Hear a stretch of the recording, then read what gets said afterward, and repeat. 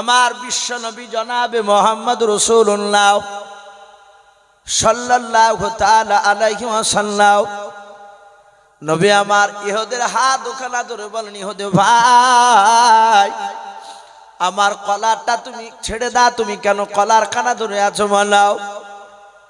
ওই বেঈমান ইহুদি ডাক দিয়ে বলেছিল, এই ভাই তোকে কারা সত্য নবী বলে মানে বল। আল্লাহর নবী বলেন, ইহুদি ভাই এই দেখো সাথী ভাইরা বসে আছে, এরা আমাকে সবাই সত্য নবী বলে তারা মানে। ইহুদের আলেমকে নবী ডাক দিয়ে বলুন, ভাই গো আমার কলারটা ছেড়ে দিয়ে তুমি কথা বলো না, নাও আমি তোর কলার খানা ছাড়বো নাও। নবীজিকে ন্যায় অন্যায় করে কথা বলতে শুরু করলাম, লেতে ভাষায় বাপ যে কথা বলতে শুরু করেছে। নবীর যারা দিবানা তারা বাপজি সকলেই বাপ যে আপনার আশ্চর্য হয়ে তাকিয়ে আছে, এ কেন করেছে লোকটাও। আল্লাহর নবী বলেন, ভাই কি ব্যাপার আপনার, আমি কি অন্যায় করেছি, আপনি কেন আমার কলারখানা ধরেছেন বলাল। ইহুদে ডাক দিয়ে বলেছেন, তুই হচ্ছিস আমানতের খেয়ানতকারী, তুই মিথ্যাবাদী, তোর দাদা মিথ্যাবাদী, তোর আব্বা মিথ্যাবাদী, তোর 14 পুরুষ মিথ্যাবাদী। ওরে মুহাম্মদ সাল্লাল্লাহু তাআলা আলাইহি ওয়াসাল্লাম ও তো দুরূদ পড়ে নাই, ইহুদের আলেম ও দুরূদ পড়ে নাই। ডাক দিয়ে বলেছিল, তোকে যারা সত্য নবী বলে মানে তারাও মিথ্যাবাদী। আল্লাহর নবী বলেন, গো ভাই আমাকে কেন এত বড় মিথ্যাবাদী কথা বলছো বলাও। ডাক দিয়ে বলেছিল, ভাই আমি তোমার কাছে আজকে দিয়ে আমার 4 বার আসা হলাও। শুনে নাও ভাই, আজ 20 দিন হয়ে গেল, 20 দিন আগে তোমাকে আমি 5টা টাকা দিয়ে গিয়েছিলাম, 5 টাকার পরিবর্তে 20 কেজি খেজুর নেব বলেছিলাম।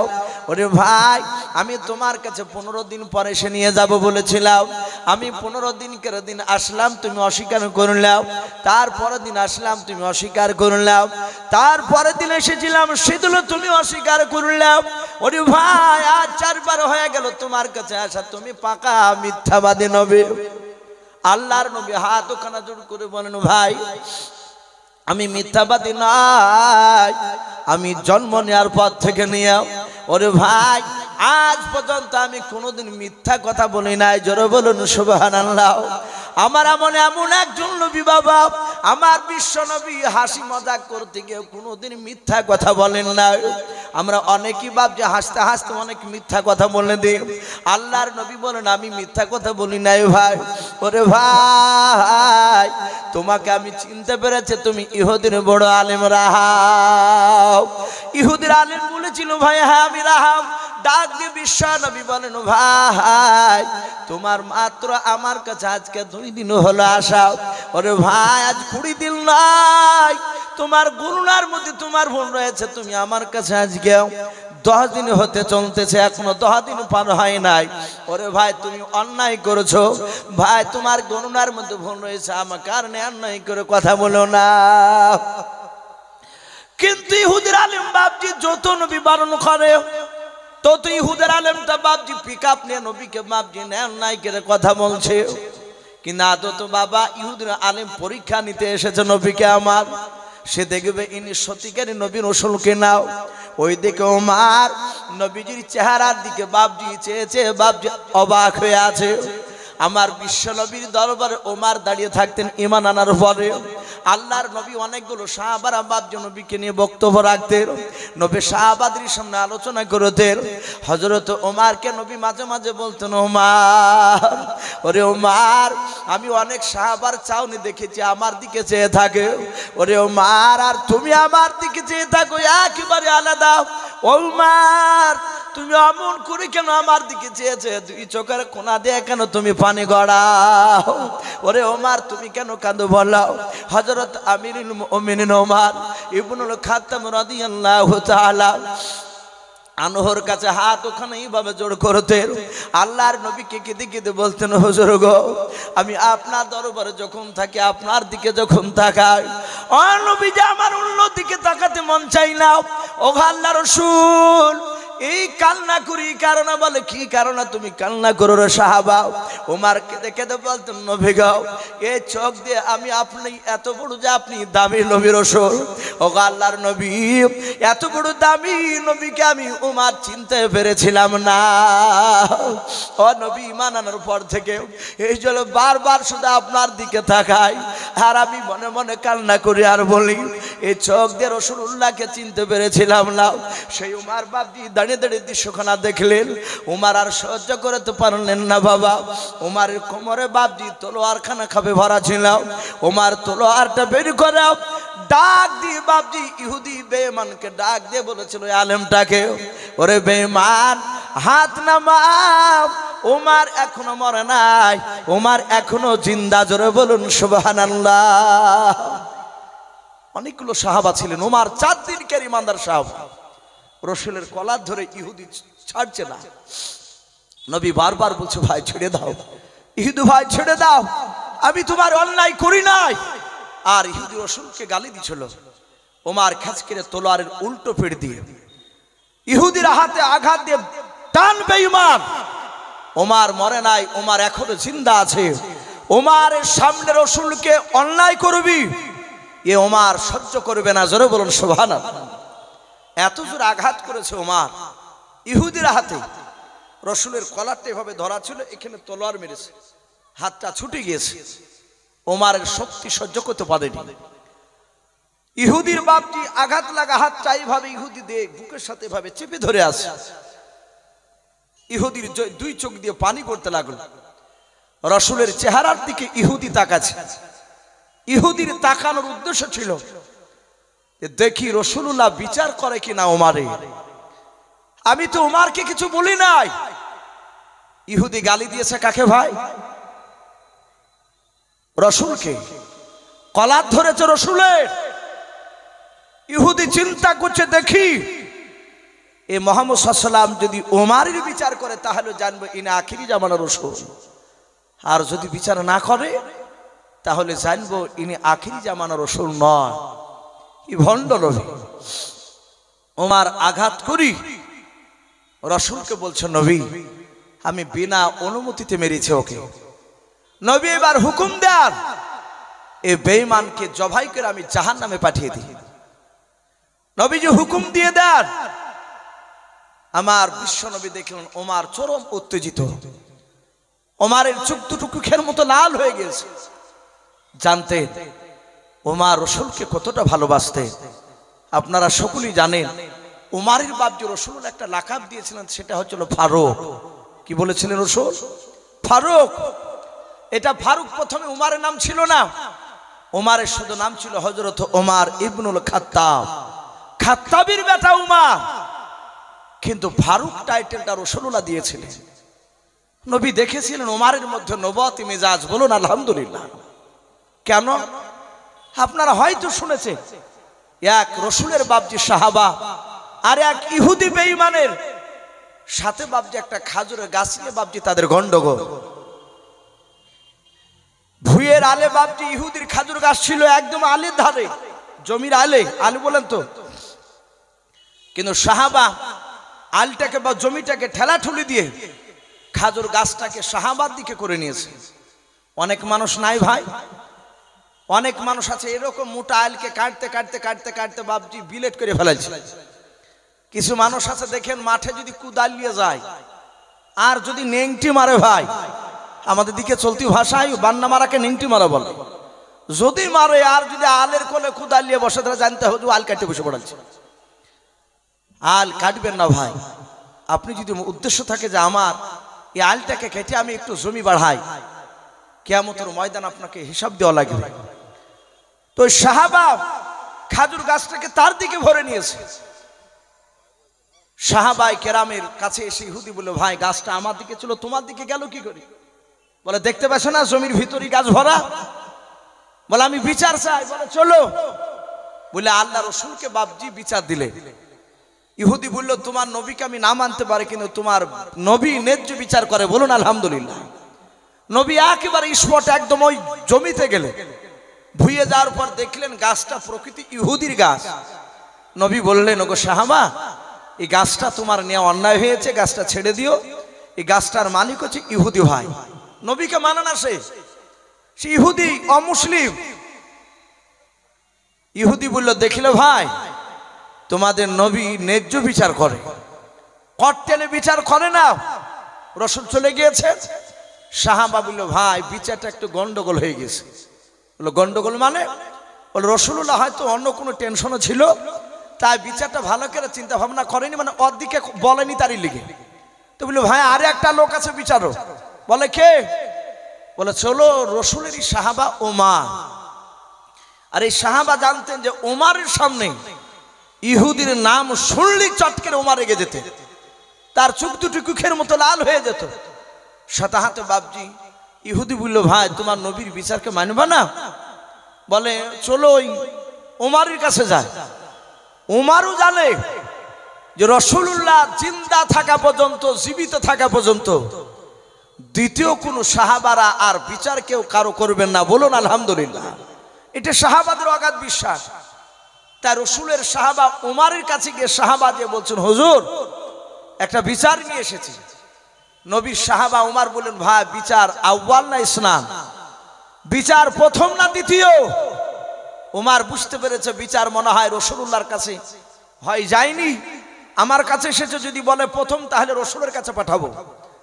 আর ভেবেছে যদি রসুলের কাছে যায় তাহলে বিচার আউয়াল হবে না, ইসনান দ্বিতীয় বিচার হবে। তার মানে রসুলের বিচার মনে হয় মানে নাই। ওমর বললেন, ভাই বলো বিচার প্রথম না দ্বিতীয়? রসুলের সাহাবা বলেন, বিচার দ্বিতীয় বিচার। বলে, আমার দরবারে কে নিয়ে এসেছে? সাহাবা বলেন, হুজুর আমি নিয়ে এসেছি। ওমর বললেন, ভাই তুমি দাঁড়াও, আমি ঘর থেকে আমি উত্তম বিচার করার জন্য আসছি। ওমর ঘরে গিয়ে তলোয়ারখানা বাপজি ঝোলানো ছিল, খাপ থেকে তলোয়ারটা বের করে নিয়ে আসছে। আর সাহাবা মুচকে মুচকে হাসছে যে, বেটা তুই গাছ নিবি? ইহুদির দিকে তাকে, তোর গাছ নিয়েও তোর আজ ছোট আছে। ওমর চিন্তা করেছে, সাহাবা বলছে দ্বিতীয় বিচার। আর ইহুদি বাপজি দাঁড়িয়ে সামনের দিকে পা ফেলছে না, পেছন দিকে বাপজি পা টানছে। ও জানে যে ওমর যেমন তেমন মানুষ নয়, হয়তো ওমর এগিয়ে গিয়ে আমাকে হতে শেষ করে ফেলবে, তাই পালানোর রাস্তা খুঁজছে। ওমর বলেন, সাহাবা একটু কাছে এসো, মানে তলোয়ারের আগে আছে, ও হাত পাচ্ছে না। ওমর বলে, ভাই একটু কাছে এসো। আর ও আনন্দ করে কাছে গিয়েছে, যাহাতে কাছে গিয়েছে ভাই। আর ওমর অমনি হাতকে উঁচু করে তলোয়ার তুলে খ্যাচ করে বাপ যে একদম তলোয়ার সাহাবার গলায়। ওই খাজুর গাছ নিয়ে যে গন্ডগোল করছে, বডি থেকে মাথাটা অমনি মাটিতে। আর ইহুদি ভাই বাপজি এই তো বলে, সর্বনাশ, নিজের জাত ভাইকে পর্যন্ত ছাড়ছে না। বলে, ওগো ওমর, আর খেজুর গাছ দরকার নাই, যেই ভুঁয়ে খেজুর গাছ আছে ও ভুঁই পর্যন্ত নিতে যাবো না, ও ভুঁয়ে যাবই নিয়ে। ওমর বলছে, এই ইহুদি দাঁড়া, আমি ওমর, দাঁড়িয়ে যা, না হলে খবর খারাপ। থরথর করে কাঁপছে। বলে, হুজুর মাফ করবেন, আর যাবো না আমি খেজুর গাছ নিতে। ওমর বললেন, গাছ তো বাড়ি, এত বড় বেয়াদব রসুলের বিচারকে অমান্য করে ওমরের কাছে এসেছে। গোটা এলাকায় তোলপাড় শুরু হয়ে গেল। ওমর একটা জীবিত মানুষকে তাজা দোহাই করে ফেলেছে। রসুলের কাছে খবর গেল, নবী ঘটনা সব শুনলেন। বিশ্ব রসুল আমার মুচকে মুচকে হাসতে হাসতে বললেন, আজ থেকে শুধু ওমরকে ওমর বলবা না, আজ থেকে ওমর ওমরে ফারুক রাদিয়াল্লাহু তাআলা আনহু। বলুন আলহামদুলিল্লাহ। ওমর হক আর বাতিলের মধ্যে পার্থক্যকারী সেই ওমর দাঁড়িয়ে বলছেন, গো রাসূল, হুকুম দেন একে জবাই করে জাহান্নামে পাঠিয়ে দিন। আমার বিশ্ব নবী জনাবে মুহাম্মদ রাসূলুল্লাহ সাল্লাল্লাহু তাআলা আলাইহি ওয়াসাল্লাম নবী আমার ওমরকে ডাক দিয়ে বলেন, ওমর তুমি বসে যাও। আল্লাহ রাসূলের জবান দিয়ে যখন বসার কথা বলেছেন সাহাবা, ওমর বাপজির সাথে বাপজি আপনারা বসে বললেন। কারণ সাহাবারা নবীকে এত ভালোবাসতেন বাবা। সামি'না ওয়া আতা'না, রাসূলের কথা সাহাবারা শুনতেন আর সাথে বাবা আমল করতে লাগতেন। বলুন সুবহানাল্লাহ। আল্লাহ রাসূলের সাহাবা ওমর বাপজি বসে গিয়েছেন। আল্লাহর নবী ডাক দিয়ে বলেন, ওমর তাড়াতাড়ি বলো ওমর ইহুদি তোমার কলা ধরে চলো না আমার কলা ধরে চলো বলো। ওমর বুঝতে পেরেছেন আমার অন্যায় হয়ে গিয়েছে। আল্লাহর নবী আমাকে বসতে বললেন, তারপরে কলা ধরার কথা জিজ্ঞাসা করলেন। ওমর আর থাকতে পারে নাই, ওমর কাঁদতে লাগলেন। আল্লাহর নবী বলেন ওমর তাড়াতাড়ি বলাও তোমার কলা ধরে চলো ইহুদি না আমার ধরে চলো বলাও। আল্লাহর নবীর সাহাবা ওমর বলেন হুজুর ইহুদি আমার কলা ধরে নাই আপনার কলা ধরে চলো। আর ইহুদি ভাই এইভাবে বাপজি আঘাত লাগা হাতখানা নিয়ে বুকের সাথে বাপজি জোরে ধরে নিয়ে আমার বিশ্ব নবীজির বাপজি চরিত্রখানা কথাগুলো বাপজি শুনছিলেন। আল্লাহর নবী বলেন ওমর আমার কলা ধরে চলো ইহুদি তুমি বললে বলে হ্যাঁ। বলে নবী গো আমি সুচোখে তো দেখলাম। আল্লাহর নবী বলেন হ্যাঁ হ্যাঁ আমার কলা ধরে চলো তোমার কলা ধরে নাই। ওরে আমার ওমর বলো আমি বিশ্ব নবী কি তোমাকে মারতে হুকুম দিয়েছিলাম বলাও। হযরত ওমর ডাক দিয়ে বলো হুজুর না। বলে ওমর তুমি কেন মারিলা আমার বিনা অনুমতিতে তুমি কেন মারনে বলাও।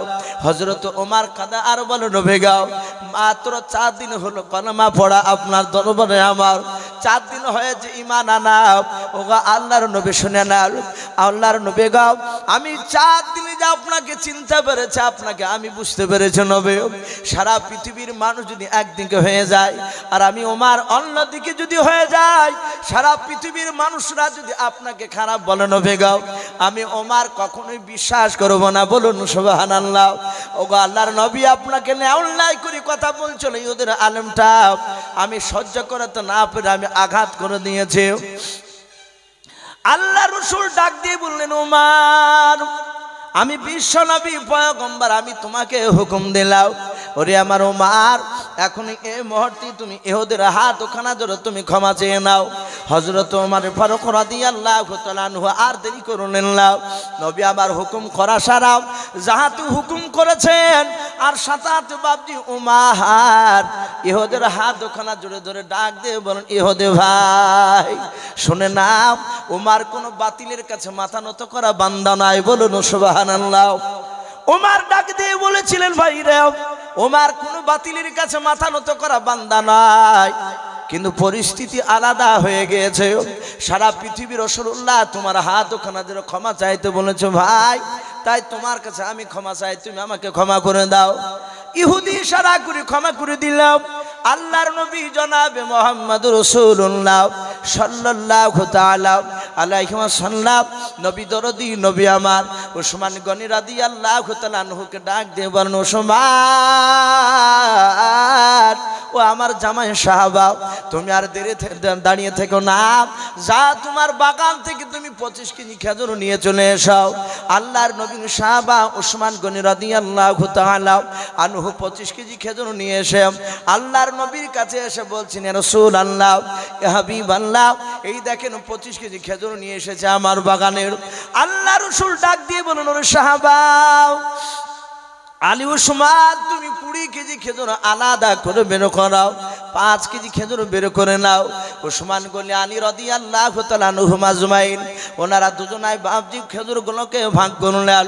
আল্লাহর নবী 20 কেজি খেজুরের ব্যাগটা হাতে করে নেওয়ার পর ইহুদিকে ডাক দিয়ে বলেন ইহুদি ভাই হাত ওখানা বিশ্ব নবীজি জোরে ধরলেন। ইহুদি জোরে ধরার পর আল্লাহর নবীজি হাওমা করে কাঁদছেন আর বলছেন ইহুদি ভাই নাও তোমার 5 টাকার পরিবর্তে তুমি 20 কেজি খেজুর নিয়ে নাও।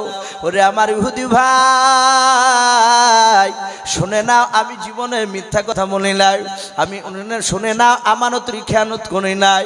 ও ভাই তোমার গুণের মধ্যে ভুল রয়েছে তুমি বাড়িতে গিয়ে ঠান্ডা মাথায় তুমি চিন্তা ভাবনা করে গুনবা দেখবা আজকে 10 দিন হতে চললাম এখনো 10 দিন ফানো হয় নাই তোমার কথা অনুযায়ী এখনো 5 দিন বাকি আছে ভাই। ওরে ভাই নাও তোমার 5 টাকার বিনিময়ে 20 কেজি খেজুর নিয়ে নাও। ইহুদের আলেমটা 20 কেজি খেজুরের ব্যাগটা ধরে নিলাম। আমার বিশ্বনবী আবার ডাক দিয়ে বলেন ইহুদি ভাই আমার ওমর যে বিনা অনুমতিতে তোমাকে আঘাত করেছিল তুমি যে কষ্ট পেয়েছো বলে হ্যাঁ ওরে আমার ইহুদি ভাই আমি ওমরের হয়ে আবার দ্বিতীয়বার আমি তোমার কাছে ক্ষমা চাই জোরে বলুন সুবহানাল্লাহ। ইহুদি আশ্চর্য হয়ে যাচ্ছে যত নবীর কথা শুনছে তত অবাক। ইহুদি নবীর চেহারার দিকে চেয়ে আছে, আর খাজুরের ব্যাগ থাকতে বাপ যেভাবে হাত নিয়ে আছে, নবীর চেহারার দিকে চেয়েছে। বাপজি চিন্তা করেছে, আরে এত দামি নবী, আল্লাহর নবী যে হাত ওখানার জন্য ধরে বলেন, ভাই আমি ওমারের হয়ে ক্ষমা চাই, তুমি ক্ষমা দিয়ে দাও। আবার ওরে ভাই ইহুদি, এই না 5 কেজি খেজুর আরো বেশি তুমি নিয়ে না। বলে কেন? বলে তোমাকে যে আঘাত করেছে তুমি কষ্ট পেয়েছো, ব্যথা পেয়েছো, এর বিনিময়ে আমি মুহাম্মদ সাল্লাল্লাহু আলাইহি ওয়াসাল্লাম আরো 5 কেজি খেজুর দিয়ে নিলাম। ইহুদি আর সহ্য করতে পারলো না বাবা, ধৈর্যের বাঁধা ধরে রাখতে পারলেন না, হাওমা করে বাবা নবীর পা দোকানা জোরে ধরে কাঁদতে কাঁদতে বললেন, ওগো আল্লাহর নবী, আমি অন্যায় করে আপনাকে গালিগালাজ দিতে এসেছিলাম। নবীকে আমি তাওরাত পড়েছি, আখিরি জামানার যিনি নবী হবেন তিনি আখিরি জামানার রাসূল যিনি হবেন তিনি আমানতের খেয়ানত করবেন না, আর ওনার সামনে হাজারো অন্যায় করলে অন্যায়কারীকে তিনি মাফ করে দেবেন। জোরে বলুন সুবহানাল্লাহ। ওগো রাসূল, আমি 2টো পরীক্ষায় করেছি আপনার কাছে, 2টি পাস করে গেছিলাম রাসূল। আর আপনার দরবার থেকে আমি বাড়ি ফিরে যাব না, বাকি জীবনটা আপনার পায়ের তলে আমি খিদমত করে কাটাতে চাই। বলুন সুবহানাল্লাহ। নবীর সাথে হাতে তাকে বুকের সাথে তুলে ধরে, বুকের সাথে জড়ে ধরে আমার বিশ্ব নবী বাপজি কলমা পড়ে তাকে মুসলমান বানিয়ে নিলেন। বলুন সুবহানাল্লাহ। ভাই এই ছিল রাসূলুল্লাহর বাপজি চরিত্র। আমরা একবার সকলে দুরূদ ইব্রাহিমটা পড়ি, আল্লাহুম্মা সাল্লি আলা মুহাম্মাদি ওয়া আলা আলি মুহাম্মাদ কামা সাল্লাইতা আলা ইব্রাহিম ওয়া আলা আলি ইব্রাহিম ইন্নাকা হামিদুম মাজিদ। আল্লাহুম্মা বারিক আলা মুহাম্মাদি ওয়া আলা আলি মুহাম্মাদ কামা বারাকতা আলা ইব্রাহিম ওয়া আলা আলি ইব্রাহিম ইন্নাকা হামিদুম মাজিদ। ভাই একটু সকলে চুপচাপ বসে না থেকে 2 মিনিট মতো একটু জিকির করে লা ইলাহা লা ইলাহা ইল্লাল্লাহ, লা ইলাহা ইল্লাল্লাহ মুহাম্মাদুর রাসূলুল্লাহ। ভাই একটা এলান ছিল, ভলান্টিয়ার্স ভাইদের উদ্দেশ্যে বলছিলাম, একটু মন দিবেন। ভলান্টিয়ার্স ভাই যারা আছেন, পাগড়ি প্রদান হবে, কাজেই জায়গা যেগুলো খালি আছে সামনে চেয়ার রাস্তা রেখে বিছিয়ে দিন, বিছাতে দেরি করবেন না, এখনই বিছিয়ে দিন। আর যে সমস্ত ছাত্রদের পাগড়ি প্রদান হবে তারা দেরি না করে খুব তাড়াতাড়ি স্টেজে চলে আসবে।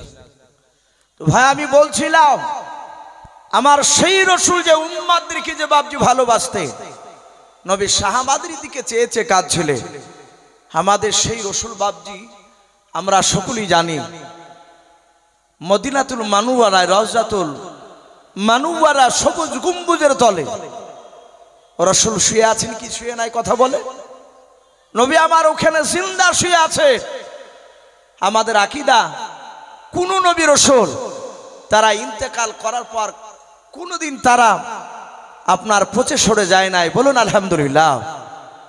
আমাদের আকীদা উলামে দেওবন্দের আকীদা যে নবী রাসূলরা তারা কবরে জিন্দা থাকে। বলুন সুবহানাল্লাহ। ভাই নবী আমার এখনো কাঁদছে। নবী দুনিয়ার বুকে জিন্দা অবস্থাতেও বাপজি কেঁদেছিলেন 23 বছর ধরে। বলুন আলহামদুলিল্লাহ। ক বছর ভাই? 23 বছর। আমরা সকলেই জানি রাসূলুল্লাহ টোটাল বেঁচে ছিলেন 63 বছর। নবী 40 বছরের আগ থেকে নিয়ে 40 বছর পর্যন্ত কাউকে নামাজের জন্য ডাকে নাই। ডেকেছিলেন কথা বলে? নবী ডাকেন নাই। কিন্তু 40 বছর বয়সে যখন কোরআন নাজিল হলো, এই 40 থেকে নিয়ে বাপজি ইন্তেকাল করা 63 বছর পর্যন্ত, তার মানে মাথার বয়সগুলো হচ্ছে 23 বছর। আমার বিশ্বনবী মানুষের দ্বারে দ্বারে কেঁদেছে শুধু এই উম্মতি মুহাম্মদের জন্য, যে তারা জাহান্নাম থেকে তারা কিভাবে জান্নাতে যাবে। এর বাইরে রাসূলুল্লাহর কোনো উদ্দেশ্য ছিল না। ছিল ভাই? নবী জমির জন্য কেঁদেছে। নবী জমির জন্য মার খায় নাই, কোনো নারীর জন্য মার খায় নাই। নবী শুধু মার খেয়েছে আমার পথ হারা উম্মতেরা তারা কিভাবে আল্লাহকে চিনতে পারবে। রাসূল প্রতিটা মানুষের দ্বারে দ্বারে গিয়েছে। আপনারা সকলেই জানেন আমার বিশ্বনবী জিন্দা অবস্থায় আজ যেমন আপনারা বসে আমার চেহারার দিকে চেয়ে আছেন, দেখি ইসু ভাই কি বলে একটু শুনবো। আমার বিশ্বনবী কথা বলতেন, সাহাবারা চাতক পাখি না চেয়ে চেয়ে কথাগুলো শুনতেন। তারা তো ডাইরেক্ট নবীকে দেখেছিলেন, তারা জানতেন নবীর চেহারার দিকে যত মহব্বতে তাকানো যায় তার তত জীবনের গুনাহগুলো মাফ হয়ে যায়। বলুন আলহামদুলিল্লাহ। এটা সাহাবারা জানতেন। তাই সাহাবারা বাপজি তাকিয়ে আছেন। রাসূল আমার মসজিদে নববীতে সাহাবাদের সাথে বক্তব্য দিতে দিতে হঠাৎ করে নবী আর সাহাবাদের দিকে তাকালেন না, একেবারে এইভাবে ওপর দিকে আসমানের দিকে তাকাতে লাগলেন। আমি যদি এইভাবে তাকাই বেশ কয়েক মিনিট ধরে আপনারা চিন্তিত হবেন তো, কি ব্যাপার ইসু ভাই কথা বলছিলেন নিচের দিকে তাকিয়ে আবার ওপর দিকে ডাইরেক্ট ফাইরেক্ট হয়ে গেল নাকি, না ব্যাপারটা কি, নিচের দিকে তাকাই না কেন? সাহাবারা বলেন আমরা দেখলাম নবী এইভাবে তাকাতে শুরু করলেন। প্রথমকার আসমান থেকে বাপজি সম্রাট জিবরিল আলাইহিস সালাম আল্লাহ রাসূলকে বাপজি ডাকছে, আসসালামু আলাইকা ইয়া রাসূলুল্লাহ। আল্লাহ রাসূল সালামের উত্তর দিয়ে দেখছেন জিবরিল আলাইহিস সালাম। সাহাবারা বললেন আমরা কেউ কথা বলি নাই, সবাই মিলে চুপচাপ নবীর চাউনির দিকে তাকাচ্ছিলাম অপর দিকে, কিন্তু আমরা কাউকে দেখতে পাচ্ছিলাম না। আমরা ফেরেশতাকে দেখতে পাই ভাই কথা বলে, আমরা ফেরেশতাকে দেখতে পাই নাই। আপনারা যে ফেরেশতাকে দেখতে পাবেন না এটাও কথা নয়। প্রকৃতি যদি সেই আল্লাহওয়ালা হওয়া যায় ফেরেশতাকে আপনি আমিও দেখতে পারি, কিন্তু আমরা সেই রকম যোগ্যতা হাসিল এখনো করতে পারিনি। সাহাবারা বলেন আমরা কেউ দেখতে পাচ্ছিলাম না, রাসূল কথা বলছিলেন ওটা শুনছিলাম।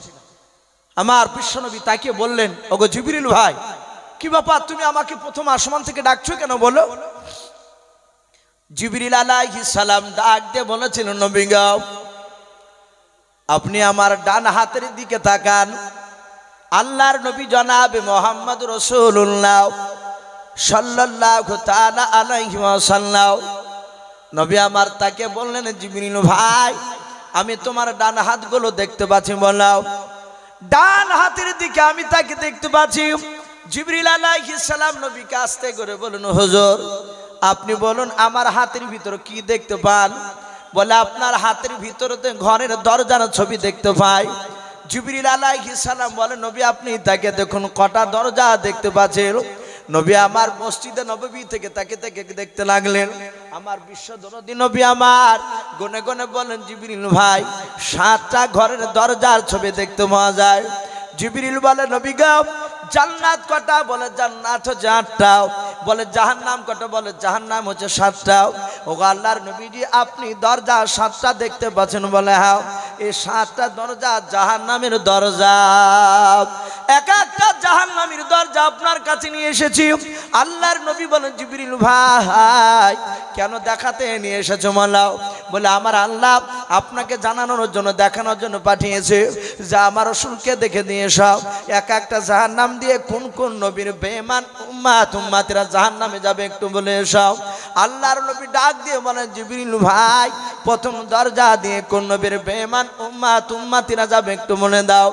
হযরত জিবরিল আলাইহিস সালাম ডাক দিয়ে বলেন, নবী গো প্রথমকার দরজা দিয়ে হযরত আদম শফিউল্লাহ আলাইহিস সালাম, হযরত ইদ্রিস নবী আলাইহিস সালাম, হযরত শীশ নবী আলাইহিস সালাম, এইভাবে বাপজি কয়েকটা নবী রাসূলের নাম করলেন। নাম করার পর বলেন, নবী এই সব নবী রাসূলেরই এক শ্রেণীর বেঈমান উম্মতি হবে, তারা প্রথমকার দরজা দিয়ে জাহান্নামে চলে যাবে। আল্লাহ রাসূল ডাক দিয়ে বলেন, জিবরিল ভাই 2 নাম্বার দরজা দিয়ে কোন নবীর বেঈমান উম্মতে যাবে বলাও। আল্লাহর নবীজির কাছে জিবরিল আলাইহিস সালাম বলেন, হুজুর এই দ্বিতীয় দরজা দিয়ে হযরত নূহ নবী পয়গম্বর আলাইহিস সালাম, হযরত মুসা নবী পয়গম্বর আলাইহিস সালাম, হযরত ইব্রাহিম খলিলুল্লাহ আলাইহিস সালাম, এভাবে আরো কয়েকটা নবী রাসূলের নাম করলেন। করার পর বলেন, নবী গো 2 নাম্বার দরজা দিয়ে এই সব নবীদের এক শ্রেণীর বেঈমান উম্মতি হবে, তারা এই দ্বিতীয় দরজা দিয়ে জাহান্নামে চলে যাবে। এইভাবে জিবরিল আলাইহিস সালাম 1 2 3 বিচার করে করে বাবা 6টা দরজার নাম করে দিলেন। আল্লাহর নবী বলেন জিবরিল ভাই 7 নাম্বার দরজা দিয়ে কোন নবীর বেঈমান উম্মতি যাবে জাহান্নামে তাড়াতাড়ি বলে দাও। জিবরিল কথা বলে নাই, নবীর দিকে ফাল ফাল করে চেয়েছে বাপ যে জিবরিলের চোখের কোনা দিয়ে পানি গড়ছে। আল্লাহ রাসূল ডাক দিয়ে বলেন জিবরিল ভাই তুমি এক এক করে তুমি 6টা তুমি দরজার তুমি নবী রাসূলের নাম করে নাও, কারো বালায় তুমি কাঁদো নাই।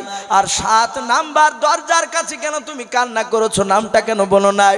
হযরত জিবরিল আলাইহিস সালাম আস্তে করে বলে নবী গো আমি চরম কষ্ট পাই। বলে আর কষ্ট পাওয়া লাগবে না বলো। জিবরিল আলাইহিস সালাম আস্তে করে কাঁদতে কাঁদতে বলেন হুজুর 7 নাম্বার দরজা নিয়ে কিয়ামত পর্যন্ত নবী আপনার এক শ্রেণীর বেঈমান উম্মতিরা হবে। নবী গো আপনাকে তারা মানবে না, আপনার এক শ্রেণীর বেঈমান উম্মতিরা তারা আল্লাহর কোরআনকে মানবে না, আপনার সুন্নাতকে মানবে না। ওগো নবীজি ওই এক শ্রেণীর বেঈমান উম্মতিরা 7 নাম্বার দরজা নিয়ে আপনার সেই উম্মতিরা তারা জাহান্নামে চলে যাবে। রাসূল হাওমা করে কাঁদতে লাগলেন। ভাই নবী 4 দিন সাহাবার কাছ থেকে চলে গিয়েছিলেন, গুহার ভিতর সেজদায় পড়ে পড়ে শুধু কাঁদছিলেন আমার উম্মতরা জাহান্নামে যাবে, আমি নবী জান্নাতে সহ্য করতে পারবো না।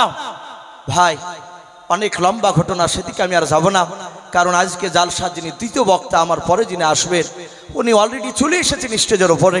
তো যাই হোক মুফতি সাহেব একটু ইশারা করেছিলেন, আমি আর লম্বা চড়া করবো না। আমার বিশ্বনবী দরুদ নবী রহমতের নবী তাকে জিবরিল আলাইহিস সালাম এসে বললেন ওগো রাসূল আর কাঁদবেন না। এরপর অসাকাম হে নবী আপনি সেজদা তুলুন আর কাঁদবেন না। আপনার যারা প্রকৃতি উম্মতি হবে তারা কোনোদিন জাহান্নামে যাবে না, বলুন সুবহানাল্লাহ। যারা প্রকৃতি আপনার উম্মতি হবে। তাই ভাই আমি আপনাদেরকে অনুরোধ করব, আমার বিশ্বনবী কেঁদেছেন আমাদের জন্য, জিন্দা অবস্থাতে কেঁদেছেন, ইন্তেকাল করার আগেও, ইন্তেকাল করার পরে এখনো বাপজি মদিনাতে রাসূলুল্লাহ রওজাতুল মানওয়ারায় এখনো উম্মতি করে কাঁদছে। কিয়ামতের ময়দানও বাপজি রাসূলুল্লাহ কান্না করবেন, বলুন আলহামদুলিল্লাহ, শুধু উম্মতের জন্য। তাই ভাই আমি সকলকে বলবো আমরা সকলে 5 ওয়াক্ত নামাজ পড়বো, বলুন ইনশাআল্লাহ। আর কিছুক্ষণ পরে ইনশাআল্লাহ আপনারা দেখতে পাবেন আপনারা যে বাপজি টাকা দিয়ে এই যে মাদ্রাসা বাপজি আপনারা ছাত্রদেরকে খাবার খাওয়াছেন, সে খাবার খেয়ে বাপজি কোরআনের হাফেজ তৈরি হয়েছে। আজ গোটা পৃথিবীর এক শ্রেণীর বেঈমানরা তারা চক্রান্ত চালাচ্ছে যে মুসলমানকে শেষ করতে হলে মাদ্রাসাকে প্রথমে বন্ধ করা লাগবে, আর মাদ্রাসা যদি বন্ধ না করতে পারা যায় তাহলে ইসলামকে ধ্বংস করা সম্ভব হবে না। তাই বাপজি মাঝে মাঝে মানুষ বলছে অনেক কিছু বেঈমানরা যে মাদ্রাসাতে সন্ত্রাস শিক্ষা হয়, বলুন আস্তাগফিরুল্লাহ। আজ পর্যন্ত প্রমাণ কেউ করতে পারেনি, কিন্তু এগুলো বাপজি তাদের একটা বলার উদ্দেশ্য যে কোনো কৌশলে মাদ্রাসাকে বন্ধ করা চক্রান্ত চালাচ্ছে। তাই ইনশাআল্লাহ ভাই আমরা জান মাল আমরা যতদিন বেঁচে থাকবো ইনশাআল্লাহ আমরা মাদ্রাসার সহযোগিতা করব, বলুন ইনশাআল্লাহ। প্রয়োজন হলে জান যদি প্রয়োজন হয় আমরা জান দিতে রাজি আছি, বলুন ইনশাআল্লাহ। তো ভাই আমি এই বলে আমার বক্তব্য শেষ করলাম। ওয়া আখিরি দাওয়ানা আনিল হামদুলিল্লাহি রাব্বিল আলামিন। আসসালামু আলাইকুম ওয়া রাহমাতুল্লাহি ওয়া বারাকাতুহু।